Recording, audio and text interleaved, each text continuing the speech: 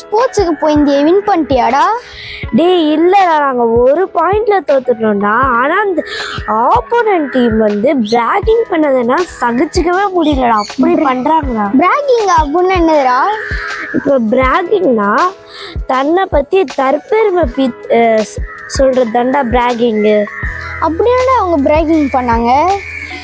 அதுவாடா, அவங்க ஜெயிச்சுட்டு நாங்கள் தான் எல்லாமே, நாங்கள் தான் இதுக்கப்புறம் எல்லா ஸ்கூல்லையும் தட்டிடுவோன்னு அப்படிலாம் பிராகிங் பண்ணியிருந்தாங்கடா.